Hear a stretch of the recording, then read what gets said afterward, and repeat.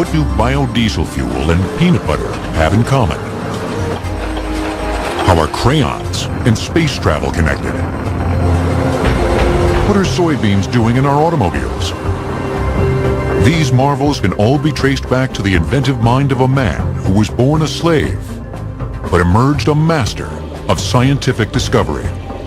He was able to just look around him and see the raw materials and then see the human need that was out there and bring the two together.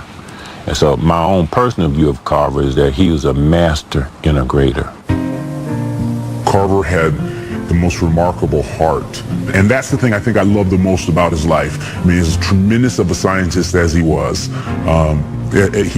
coming out with so many useful products that even today, I don't even know what we would do without. His heart was the best. Dr. George Washington Carver is well known throughout the world for his revolutionary research, particularly with the peanut. In the early 1900s, he discovered and developed more than 300 new uses for the legume in food products and industrial applications, from face cream to a cure for dandruff, from linoleum flooring to motor oil. Carver saw infinite possibilities in the peanut plant.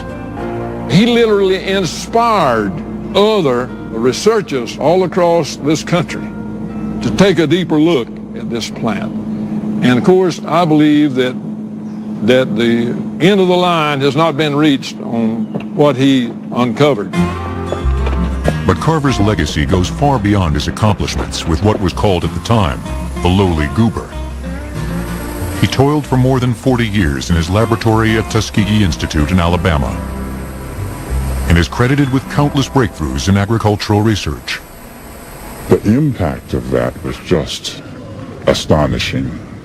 Carver, through the kind of research he did, was able to really lead the revitalization, really, of a whole region, the southern region. He really is one of the great American heroes. If there's anyone you're going to learn about, you should learn about, Carver would be one of those people. George Carver was born into slavery in 1864 in Diamond Grove, Missouri. He was the property of Moses Carver. Towards the end of the Civil War, Southern bushwhackers raided the Carver's farm and kidnapped baby George and his mother. Moses Carver hired a Union scout named John Bentley to trace after them and try to recover his property. Bentley was able to find baby George, and the mother Mary was never seen again. We do not know what happened. George was near death when he was found. Moses and his wife took care of him like he was their own child. Too frail to work in the fields, he helped out with the household chores. It was on this farm that he had spare time to go out and wander in the woods and enjoy nature and become very close to nature. He would look at a briar, he would look at the soil, he would look at the different leaf patterns and question and wonder and ask why. Why are things like this? George was inspired to paint after visiting a neighbor's home and seeing works of art for the first time. So he came back, created his own brushes with twigs, and he would take nature's berries and grasses and create colors, an array of colors, and begin to paint. Young George Carver's inventiveness and hunger for learning compelled him to seek what was impossible for many African Americans of his day: a formal education. Around the age of 11, he left the Carver farm and walked 10 miles to Neosho, Missouri, determined to attend classes at the Lincoln School for Negro Children.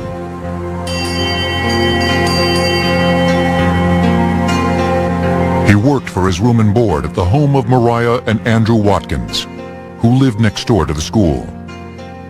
The story is that at lunch hour, he would jump the fence between the school and Aunt Mariah's house and go over and help her with her laundry. Many years later, George was inspired to draw this picture of the school and the Watkins house. George studied hard and got his high school diploma. He applied to Highland College in Kansas and was accepted. It was a big moment. Then he went to Highland, and he showed up, and they said, "We didn't know you were black," and they turned him away. It was a huge disappointment. George didn't give up. In his mid-20s, he applied to Simpson College in Iowa, where blacks were allowed. He was accepted and began taking classes in painting. His first love was art, and he had a teacher, his name was Etta Budd. She was very dubious about whether a black could make it in art. It was a near impossibility. And she was a little concerned about him being, he was not the first black at Simpson, but he was the only one at the time. Carver's complex understanding of nature came through in his paintings and drawings at Simpson. Etta Budd noticed this talent and encouraged him to change his course of study to horticulture. Carver took her advice and transferred to the Iowa State College of Agriculture in Ames, where he became the first black student. And he had some trouble with dining room privileges and other things, but he overcame them by his knowledge, which was so conspicuously immense that you didn't have to be in his presence very long to realize that this man knew things. When Carver completed his bachelor's degree, Iowa State officials offered him a teaching position. The first black student in the college's history was now its first African-American professor. Though Carver was content at Iowa State, in April 1896, he was offered an opportunity that would change his life forever. Booker T. Washington, a leader among the newly freed slave population in the South, invited him to come to Tuskegee Institute, an all-black college in Alabama. When Booker T. became aware of Carver, that there was an agricultural expert in the country anywhere who was black, that was huge. He was really the only one in the whole country. Booker T. badly wanted someone like that. At the age of 31, George Washington Carver had found his true calling. He went to Alabama with a mission to help a once enslaved population find its way to self-sufficiency. Little did he know what landmark discoveries lay ahead. Today, 50,000 peanut farms thrive in the United States, most of them in the South. Virtually all of them have taken root in the past century, thanks to the horticulture professor who ventured to Tuskegee with a sense of mission in 1896. When George Washington Carver arrived by rail in Alabama, he saw no peanut fields. Instead, he was dismayed to see only one crop growing in the dry, sandy soil. In 1794, Eli Whitney invented the cotton gin, and from that date on into 1900, cotton was king. Carver knew that a single crop system was not good for the soil. Anytime in agriculture you base your economy on one single crop, you're vulnerable. In a fertility standpoint, you're depleting the soil and maybe not returning all the nutrients there that is taken. Carver also recognized that the only thing more vulnerable than the nutrient-deficient soil was the multitude of poor black sharecroppers working in the cotton fields from sunrise to sunset. They were tied into the industrial system in the Northeast, where they had the mills, cotton mills, and it was a big system, and they were all captive in it. Carver was anxious to get to work to solve the South's agricultural dilemma. But when he arrived at Tuskegee Institute, he discovered that he didn't even have a laboratory in which to work. And Tuskegee had no money to properly establish one. So he went out into a local junkyard and found old pots and pans and spoons and took his students and said, "We are now collecting the implements for our laboratory." He was the absolute first person to bring science to Tuskegee University.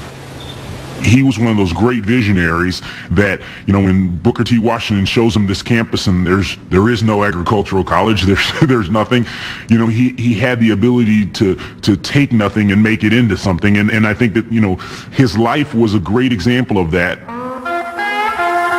Carver started reaching out to the farmers in the area, showing them how the cotton they grew year after year was sapping the nitrogen and other nutrients from the soil.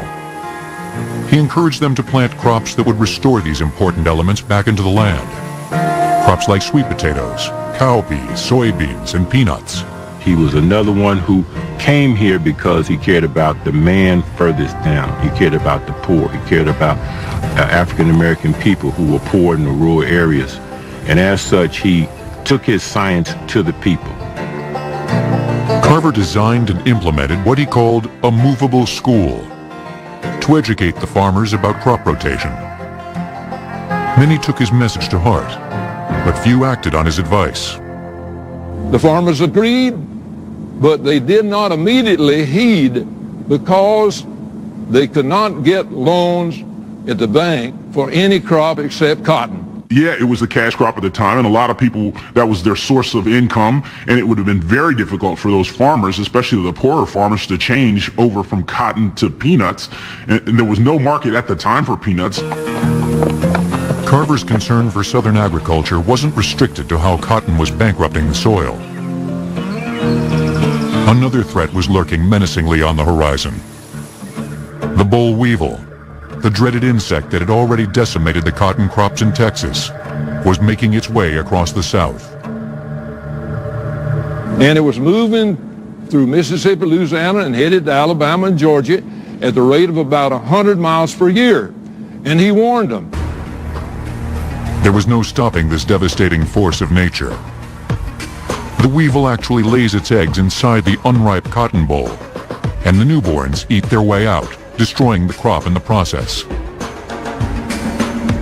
Carver believed the South's best defense against the boll weevil was the peanut, but he had to convince Southern farmers that peanuts could become the cash crop that King Cotton had been for so long. George Washington Carver really became an evangelist for peanut growing in the southeast part of the United States. In 1902, Carver entered his lab at Tuskegee to begin intense research into the peanut. He explored its properties and looked for ways to put the protein and vitamin-rich crop to use. Peanuts are made up of oils, resins, fats, sugars, and starches. And Carver came up with more than 300 new uses for them, in recipes and in a variety of synthetic applications. And he made paper and ink and shoe polish and floor wax and axle grease. And he did have some kind of a peanut plastic that he'd made. And all of these uses, 300 of them, all the way from various soups to soap and shaving cream. He built the foundation block upon which peanuts were ushered in.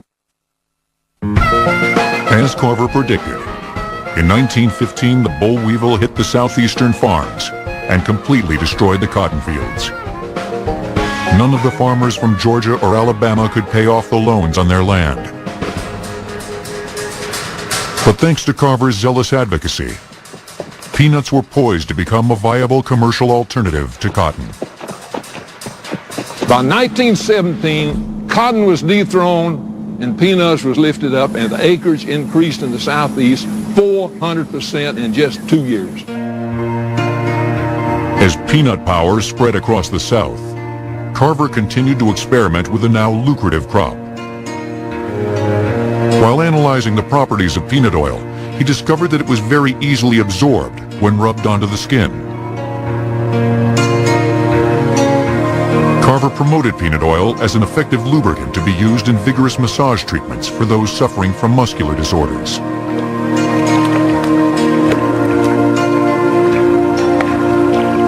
Thousands of patients, including those crippled by polio, came to Tuskegee to receive peanut oil massages. Even more wrote to Carver to purchase the oil. While it was never considered a cure for any disease, Those who underwent the treatment reported encouraging results. Word of Carver's promising work made it all the way to the White House. One of the extractions that he did with the peanut, one of our presidents, Roosevelt, used it for his infantile paralysis. In 1942, President Franklin Delano Roosevelt paid an official visit to Tuskegee.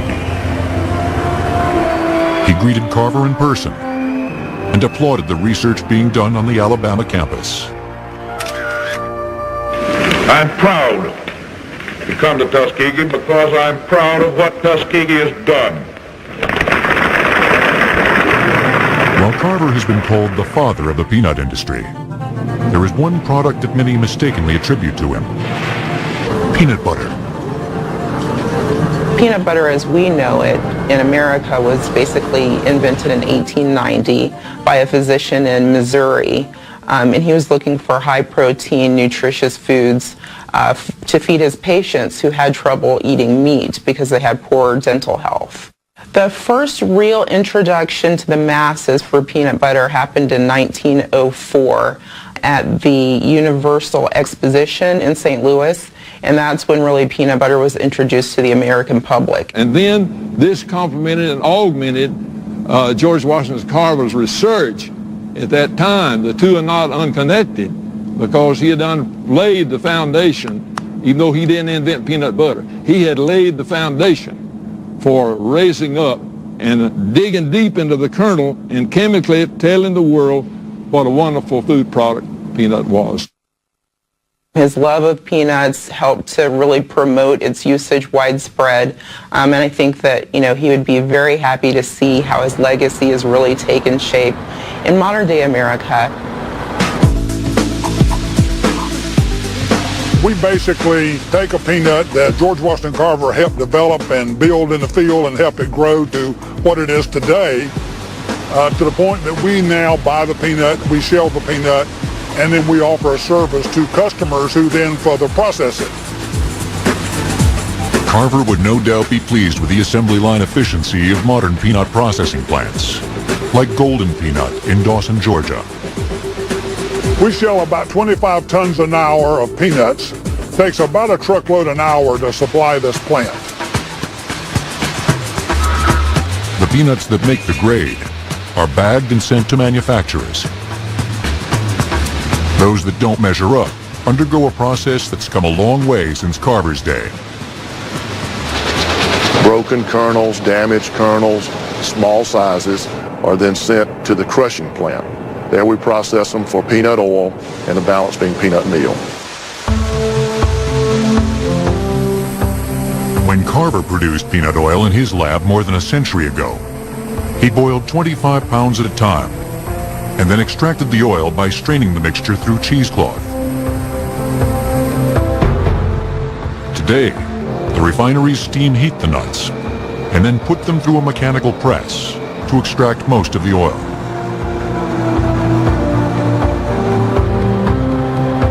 At Golden Peanut, they press 350 tons of peanuts each day. George Washington Carver's work with the peanut in the early 1900s became the foundation for a new science known as chemergy, the process of discovering industrial uses for agricultural products. Using peanuts, sweet potatoes, soybeans, and other crops, he literally planted the seed for technological innovations that would change the course of farming in the United States.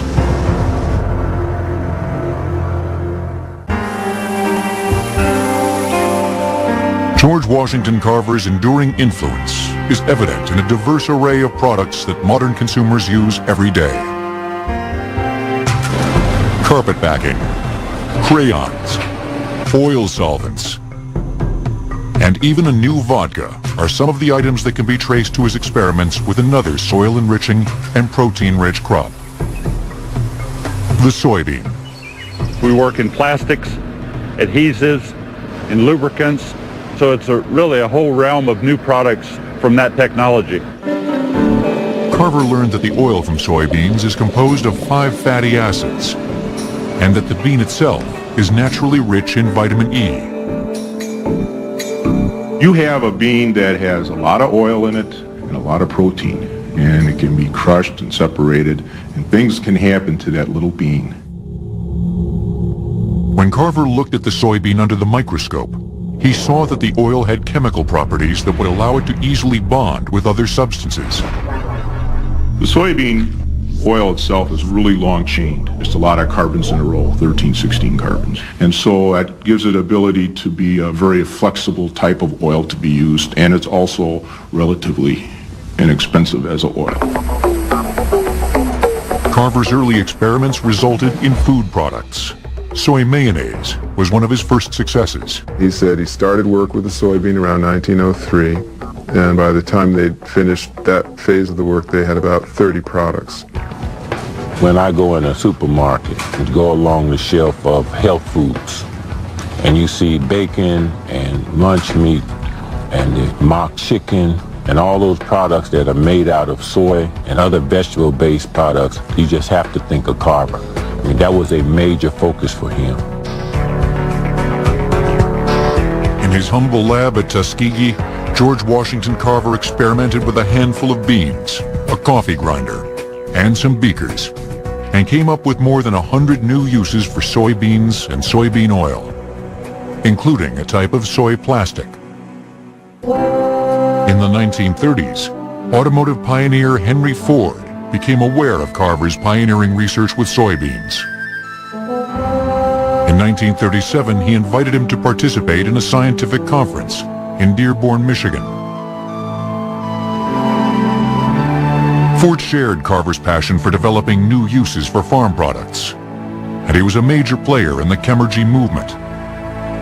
And he was really taken by the fact that Carver could take soybean, for example, and come up with components of car parts. You look at a guy like Henry Ford, who had tremendous resources, and he was always looking for the newest and the brightest and looking for other opportunities. And he saw this man Carver, and he saw him as just a gold mine, a wealth of information and a wealth of creativity, and really wanted to bring him into his organization. And Carver was not drawn by the money, not drawn by the opportunity. He knew that his job was to be there at Tuskegee, to teach, to guide.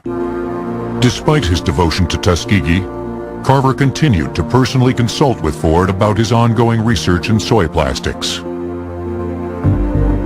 In 1942, the automaker unveiled a car that included a bushel of soy in its construction. The gear shift knob, the door crank handles, the foot pedals, things like that. Mr. Ford had nearly 7,000 acres of soybeans grown right there in that area. He had the research labs right there that he worked in, and he tied that with industry in his plan of building automobiles. In a rare film from 1943, the Ford Motor Company revealed a car that had some body parts constructed from soy plastic. Ford researchers wanted to demonstrate just how strong and ding-proof this material could be. And Henry Ford himself even took a few whacks. Henry Ford took a mallet and hit the trunk lid of a Ford car to show the durability of soy plastic. We can do that today with soy plastic made from soybeans.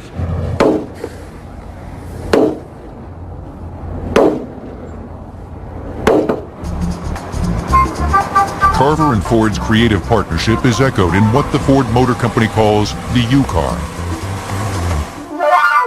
Built in 2003, this concept car's interior is made entirely from an eco-friendly recyclable polyester with soy-based seats and tailgate.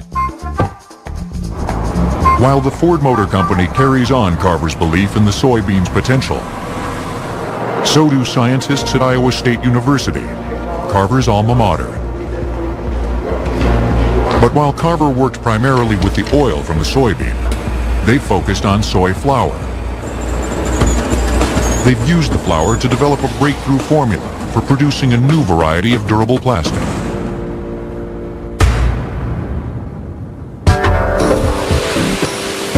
Soybean farmers around the country are well aware of Carver's early research and the potential of using soybeans in commercial products. George Washington Carver discovered years ago that there was this multitude of products that could come out of our natural bioproducts. Soy has been called the miracle bean because it is so usable in so many different ways. And Carver recognized that, and the soybean farmers of the United States have carried it that one step further. The newspaper industry embraced the soybean in 1987, when soy ink was first used in the printing process. Today, more than 3,000 papers across the country use color inks made from soybeans. From the St. Louis Post-Dispatch to the LA Times, publishers are finding that the soy-based products are just as practical as their petroleum-based counterparts.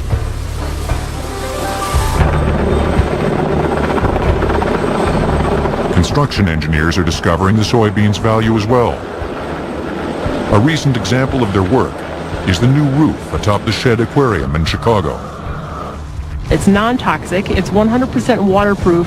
The application of it is very simple, very easy to do, and it will save us energy by reducing our heating and cooling costs in the building. In the 1940s, the soybean's greatest champion had gained world renown as a scientific pioneer. But George Washington Carver remained a simple man.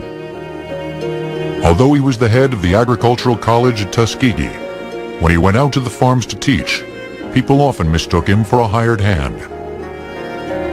But his trademark rumpled suit was never without some sort of fresh flower or weed in the lapel, a symbol of his love for nature.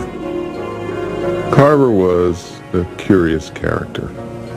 He cared nothing for his outer appearance. When he was going on speaking tours, if somebody said he ought to dress better, he would say, well, if they want a suit of clothes, I'll send them the clothes. If they want the information, I'll go. Carver never married and professed to be completely fulfilled by his work. Another thing he said about a wife was, what woman would want a husband forever dropping soil specimens all over her parlor? And how could I explain that I had to go out every morning at 4 a.m. to talk to flowers? For nearly half a century, Carver lived alone in his room at Tuskegee. In his free time, he enjoyed crocheting, one of the handicrafts he learned back in Diamond Grove, Missouri when he was a child. Continuing another legacy from his childhood, Carver devised a way to make various pigments and paint from the soil he found in the Alabama countryside. He combined the clay soil with equal amounts of sulfuric and hydrochloric acids and bits of scrap iron. Carver then boiled the mixture until the iron dissolved. The result was a dry paste that could be combined with oil to make paint. At that time, it was absolutely phenomenal. And to see the pure royal blues that he could extract from Alabama clay just is mind-boggling. To achieve his brilliant blue color, Carver added a compound of potassium ferrocyanide and nitric acid. See, the genius of Carver was that he wouldn't just do that and then write a paper and then get an award for doing that. He would then go out to people's farms and take these buckets of paint and stay overnight with the family, helping to paint and beautify their homes. He was a chemist, a botanist, a biologist, an agronomist, and this consummate researcher. George Washington Carver was a man way before his time. Can you imagine what he could have done with a computer? Carver was a fearless trailblazer, a driving force in discovering ways to use natural resources to benefit mankind. Another area of research he pioneered is just now starting to give the oil industry a run for its money.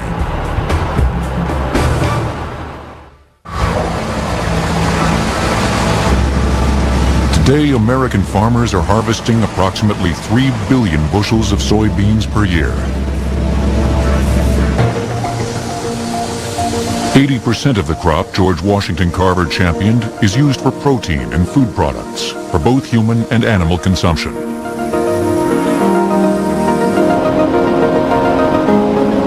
The other 20% is used to produce soy oil, which, as Carver demonstrated, can be used for a variety of purposes. One of the fastest growing applications for the oil is in biodiesel technology. Biodiesel is a diesel fuel replacement that's made from any vegetable oil or animal fat.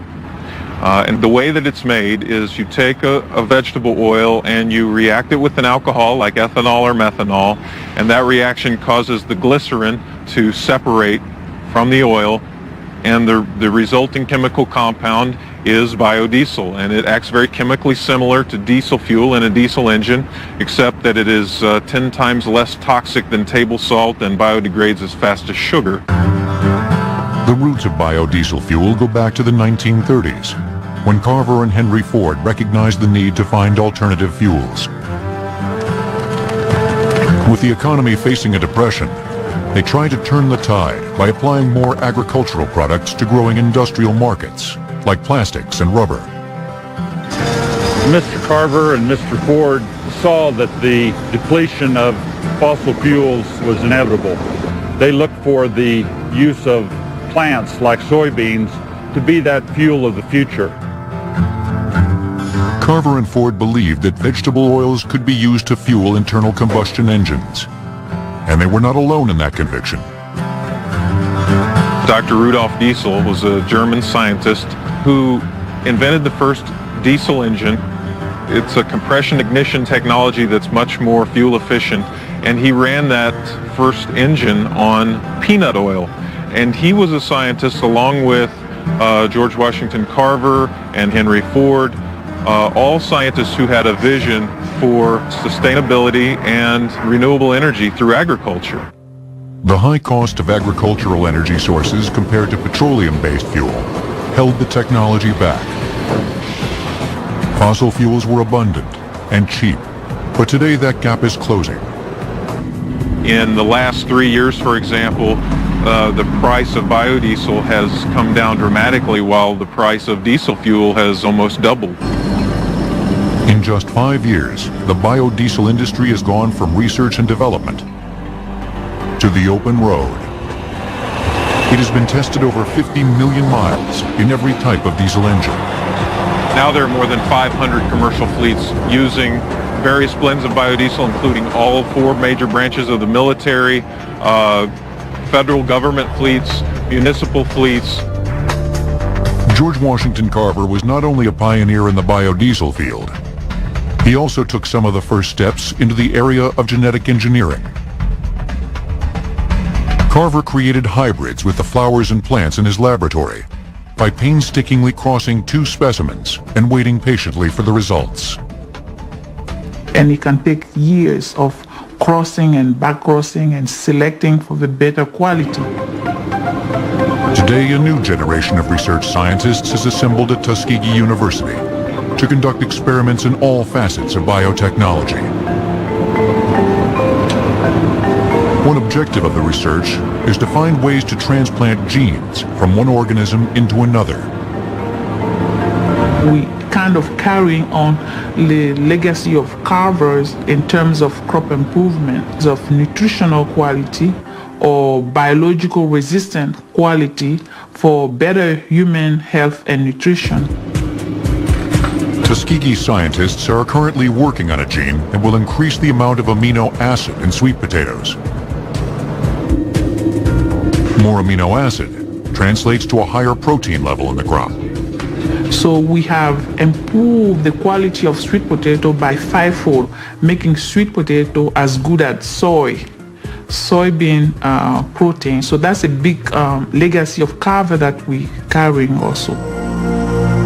Carver's extensive experiments with the sweet potato focused on its nutritional properties.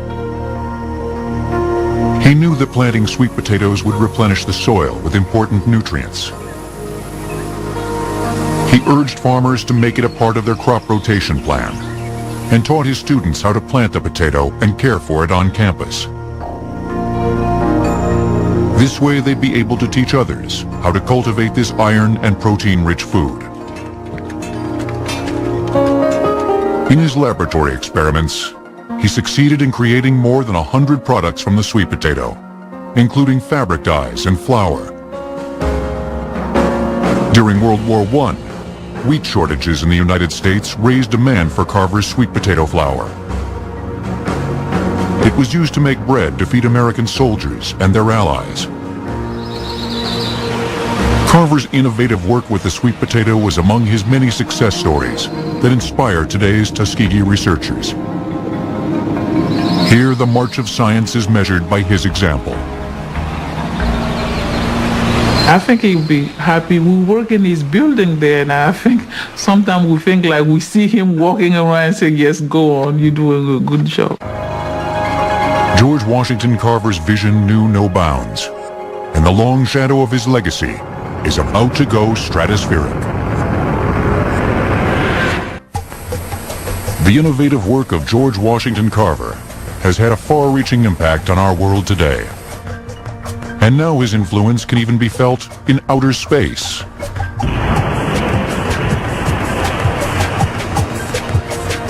For the past 18 years, NASA engineers have been working with Tuskegee University scientists to find efficient ways to grow food in space. There will be lunar bases, Mars bases, sometime way out in the future. And even for long-term space flights, people have to eat. For humans and long-term space missions, it's costing approximately about $10,000 per pound to lift a pound of payload. And if you're going to space, it is be very expensive to take soil with you since you want to grow plants. Today, when the space station food supply is low, a new shipment is sent via an unmanned spacecraft. If the craft misses its mark, serious problems can occur. The hungry crew could be forced to return to Earth. Or worse, a multi-million-dollar mission would have to be aborted. So plans are underway to grow enough food for the space station to be self-sufficient.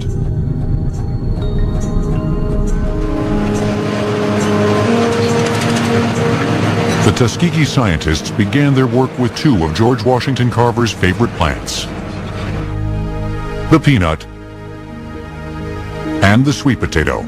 Our job was to take Carver's two commodities he was most famous for and figure out how to grow them, first of all, with no soil. That was our first job. Now, isn't that a setup for Carver? I mean, wouldn't that be right down his alley? The Department of Agricultural Sciences at Tuskegee pursued a unique hydroponics-based growing system called nutrient film technique. It requires no soil and relies only on water and a mixture of growing agents. And the nutrient solution flows continuously over the roots as the plants grow. The tiny roots form a fibrous carpet or soil-less bed for the plants. After 2 or 3 weeks, the potato starts to change color and bulk up. As part of the NASA program, the university also built growth chambers to produce basil and carrots in the same way. We can control how much light they get, what time they get it, the temperature. And not only just one temperature, we can actually ramp the temperature up just like nature does it. The Tuskegee scientists tested their growing system for several years. When they were sure that it would work in a space environment, they shared their findings with NASA. And when the NASA folks came from Kennedy Space Center to see it, they could not believe it, but there it was. So that's why I'm saying it took some really, I would say, Carverites or brilliant young faculty and students who just stayed at it. Today, a new crop of carvers in training is sprouting up in San Antonio, Texas. If it would have had real shallow roots way up here and that's it, do you think it'd be able to tap way down and get some water? The Carver Academy is dedicated to keeping the spirit of George Washington Carver fresh in the minds of today's youth. The school was founded by former NBA superstar David Robinson. It started more because I grew up kind of with a teacher's heart and always wanted to teach, always loved teaching, and since I became a basketball player, teaching was pretty much out of the question, but I've always loved inspiring and stirring the heart. The school emphasizes the same hands-on learning techniques that Carver practiced in his career. And the teachers also try to instill in the children a curiosity about the world around them. They made like heads, like those lights that they use. You know, nature speaks to us every hour if you would just listen. We're so tech-oriented. We know everybody wants to play with the latest gadgets and see what, you know, science is coming up with. Well, the most incredible things we have are right there in nature. They're right in front of our faces. They're the plants that grow right in front of us. And the kids have access to the most remarkable resources every single day. It's overflowing. The Carver Academy is perhaps the best tribute to the scientist who was constantly honored during his lifetime. He accepted every award with his signature humility.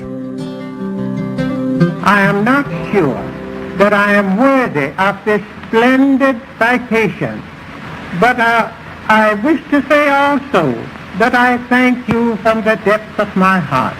He just refused to give himself credit when of this. He gives the credit to God.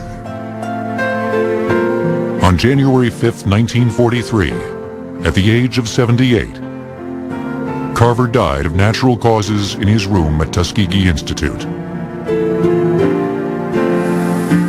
6 months later, President Franklin Roosevelt established the George Washington Carver National Monument in Diamond, Missouri. It includes the 210-acre farm Carver explored as an orphaned slave child.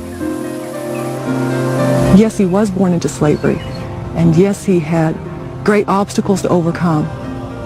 But every obstacle that he overcame led him one step closer to becoming the great man that he was. He just made those steps. He just kept walking, and he walked right into history and right into our lives every day. George Washington Carver's work has been impacting and enhancing our culture for more than a century. For the next generation, determined to further his legacy, the challenge is daunting. We are standing on the shoulders of giants, and Carver is one of those giants before us, you know, and we don't have to reinvent the wheel. What we do is we stand on what that foundation that's already been laid is, and that's a great foundation. Carver's built some blocks for us, but you know, we have to continue and take that tradition further.